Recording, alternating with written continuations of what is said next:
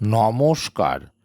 গ্রন্থপাঠ চ্যানেলের পক্ষ থেকে সকলকে জানাই স্বাগতম। এই চ্যানেলে যে কোনো ধরনের গ্রন্থ পাঠ করে শোনানো হয়। এই অডিওতে আমি দৈনিক বর্তমান পত্রিকার রবিবারের গল্পের পাতা থেকে একটি গল্প আপনাদের পাঠ করে শোনাচ্ছি। গল্পটির নাম বেগ বেগমের সমাধি। গল্পটি রচনা করেছেন সমৃদ্ধ দত্ত। এখন গল্পটি শুরু করছি। এটা কি করলেন বাদশাহ? এরকম এক ভরা বর্ষায় বাংলা বিহারে যখন নদীগুলো ফুঁসে উঠে জমি জনপদ ভাসিয়ে নিয়ে যাবে, তখন পর্যন্ত কেউ যুদ্ধের জন্য অপেক্ষা করে?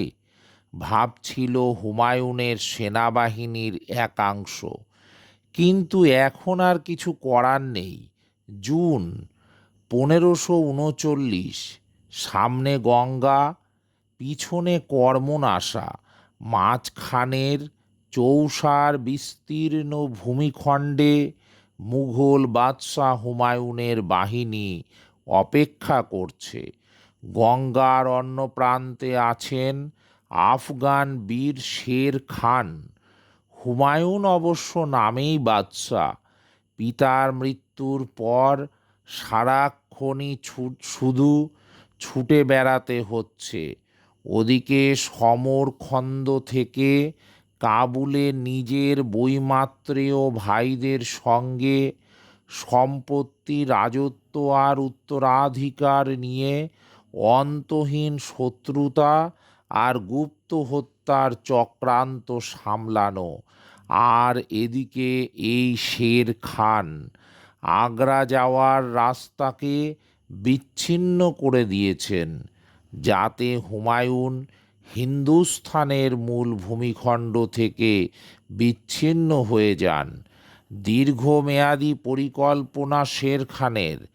সম্রাট বাবর যে স্বপ্ন দেখেছিলেন হিন্দুস্থানে একটা সাম্রাজ্য স্থাপন করে রয়ে যাবে তার বংশধরেরা, সেই স্বপ্ন চূর্ণ হবে। অতএব শের খানকে আটকাতে হবে। কিন্তু ভাবলেই তো হবে না। শের খানের যোদ্ধা হিসেবে পরিকল্পনা নিখুঁত, সৈন্য মোতায়েন অঙ্ক কষা, সময় জ্ঞান তুলনাহীন এবং সেনাবাহিনীর শৃঙ্খলা অদ্বিতীয়। আর তাই হুমায়ুনের সেনাবাহিনী অগ্রসর হতে হতে দেখতে পাচ্ছে তাদের তুলনায় অনেক সুবিধাজনক স্থানে রয়েছে শের খান। কারণ এই হুমায়ুন বাহিনী যেখানে সেটি নিচু জমি। এখন জুন মাস, বর্ষা নেমেই গিয়েছে, চলছেও। আর সব থেকে খারাপ লক্ষণ হলো এবার বর্ষা এসেছে অনেক আগেই। ফাঁদে পড়েছেন হুমায়ুন। কারণ 3 মাস ধরে এভাবে বসে থাকার কারণই ছিল না। শের খান সন্ধির প্রস্তাব পাঠিয়েছিলেন। সেই আলোচনার আসল কারণ হলো বর্ষা আসার অপেক্ষা। সেটা যখন হুমায়ুন বুঝলেন তখন অনেক দেরি হয়ে গেল। সুতরাং যখন শের খানের আফগান বাহিনী আক্রমণ করল, তখন কয়েকদিনের মধ্যেই হুমায়ুন আঁচ করলেন যে সম্ভবত তার বাহিনী সাফল্য পাবে না। ইতিমধ্যেই কর্মনাশার জল ঢুকে স্রোতের মতো ভাসাচ্ছে দিক বিদিক। সমস্যা হলো হুমায়ুনের কাছে কোনো স্থায়ী ঠিকানা নেই, অন্তত সুরক্ষিত। তাই তার সঙ্গে সঙ্গেই সর্বত্র চলেছে হারেম, অর্থাৎ বেগমের দল। এই রকমই হয়। তাকে তো সবাই ধ্বংসই করতে চায়। কাকে বিশ্বাস করবেন? অতএব যুদ্ধের ময়দানে এক প্রান্তে সর্বদাই থাকে হারেমের নারীরা, তাদের দাস দাসীর দল। সর্বাগ্রে বড় বেগমের কথা মনে পড়ল হুমায়ুনের। সব থেকে বিশ্বস্ত 4 সেনাপতিকে ডাকলেন। তারদি বেগ, বাবা বেগ, কোচ বেগ ও মীর বাচকা বাহাদুর।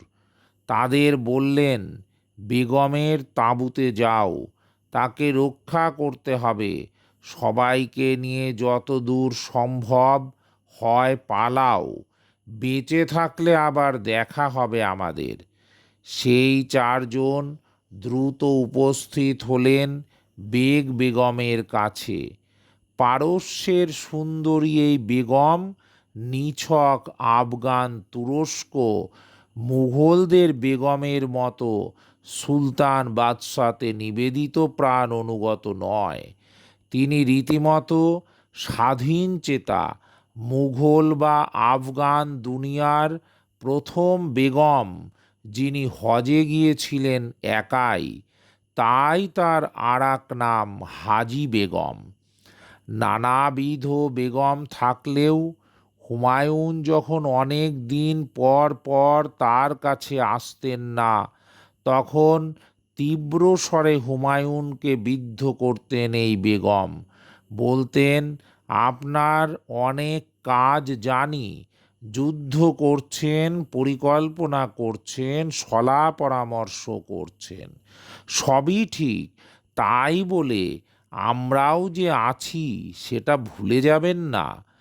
একজন নারী মুঘল বাদশাকে এই সুরে কড়া কথা বলছেন, এটা এক প্রকার অবিশ্বাস্য হলেও হুমায়ুনের বোন গুলবেদন বেগম তার অসামান্য রচনায় বেগ বেগমের এই দৃপ্ত চরিত্রের কথা অনেকবার বলেছেন।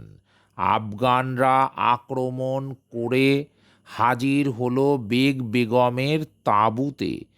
একে একে তার সুরক্ষায় আসা সকলেই অসীম সাহসিকতায় যুদ্ধ করল, কিন্তু একমাত্র তারদি বেগ ছাড়া কেউই আফগান যোদ্ধাদের সামনে দাঁড়াতে পারেনি। প্রাণ হারালো। মাথায় বাজ পড়ল হুমায়ুন বাহিনীর, কারণ হারেমের নারীদের বন্দি করে নিয়েছে শের খানের বাহিনী। চরম অসম্মান।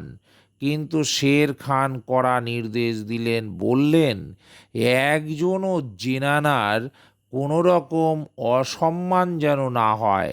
শুধু তাই নয়, বিহারের এক হিন্দু জমিদারের কাছে সেই বন্দি জেনানাদের পাঠিয়ে বলা হলো, এরা আমাদের সম্মানীয় অতিথি, আপনার কোনো এক প্রাসাদে রাখুন, আমরা এই নারীদের মুঘলদের কাছে ফেরত পাঠিয়ে দেব। এ হেন যুদ্ধক্ষেত্রে সব থেকে ধীর স্থির আর সহিষ্ণুতার পরিচয় দিলেন বেগম, এবং সম্পূর্ণ পাল্টে গেলেন তিনি। কেন? কারণ তার মাত্র 6 বছরের কন্যা আকিকা নৌকা থেকে পড়ে গিয়ে প্রবল জলস্রোতে হারিয়ে গেল কর্মনাশায়। পরবর্তীকালে নিজেকে ক্ষমা করতে পারেননি হুমায়ুন। লিখেছেন, জীবনের সব থেকে বড় পাপ হলো, কেন আমি আকিকাকে যুদ্ধক্ষেত্রে নিয়ে এলাম। আমি কেমন পুরুষ যে পরিবারকে সুরক্ষিত করতে পারে না। 1556 সালে কাবুলে ছিলেন হুমায়ুনের বেগমেরা। সব থেকে গুরুত্বপূর্ণ 2 নারী বেগ বেগম ও হামিদা বানু। তাদের কাছে খবর এলো হুমায়ুনের মৃত্যু হয়েছে।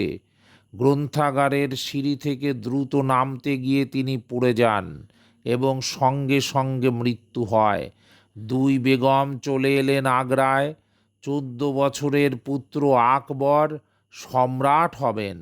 তার মা হামিদা যতটা খুশি, তার থেকে কোনো অংশেই কম উচ্ছ্বসিত নয় বেগ বেগম, আকবরের সৎ মা। আকবর অবশ্য নিজে আবুল ফজলকে বলেছিলেন, আমি তো ছোটবেলায় একটা সময় ভাবতাম উনিই আমার আসল মা, কারণ আকবরকে কোলে পিঠে করে মানুষ করেছেন বেগ বেগম। আকবরের আজও মনে আছে যে দাঁতে ব্যথা হওয়ায় একবার বেগ বেগম হাকিমের থেকে ওষুধ নিয়ে আসেন, কিন্তু হামিদা বেগম ভাবলেন এটা চক্রান্ত, নিশ্চয়ই বিষ, কিছুতেই খেতে দেওয়া হবে না আকবরকে। বড় বেগম নির্ঘাত হামিদার পুত্রকে হত্যা করতে চায়। এ কথা শুনে বেগ বেগমের মাথায় বাজ পড়ল। তিনি আকবরকে হত্যা করবেন? ওই ওষুধের তরল পদার্থ নিজেই খেলেন সকলের সামনে। হামিদা বানুর বিশ্বাস হলো আগ্রা নয়, কাবুল নয়, হুমায়ুনের স্মৃতির দিল্লিতেই সম্রাটের স্মৃতিসৌধ নির্মাণ করতে হবে। তাই চিরতরে দিল্লিতে একাকী জীবনে প্রবেশ করলেন বেগ বেগম। শুরু করলেন এক বিস্ময়কর প্রকল্প, হুমায়ুনের স্মৃতিসৌধ। হজে গিয়ে তিনি সঙ্গে করে নিয়ে এলেন পারস্যের শিল্পীদের। নিজের চোখে সেই সৌধ নির্মাণ দেখবেন বলে অদূরেই একটি ক্ষুদ্র বাড়ি নির্মাণ করে থাকছেন। এই সৌধেই যেন তাকে সমাহিত করা হয়, এই ছিল তার শেষ ইচ্ছা। হুমায়ুন টুম্বের নির্মাতা হাজি বেগম আজও চিরশয়ানে শান্তির নিদ্রায় সেই সৌধের অন্দরে। এখানেই গল্পটি শেষ। যদি গল্পটি আপনাদের ভালো লেগে থাকে তাহলে চ্যানেলটিকে সাবস্ক্রাইব করে সঙ্গে থাকবেন।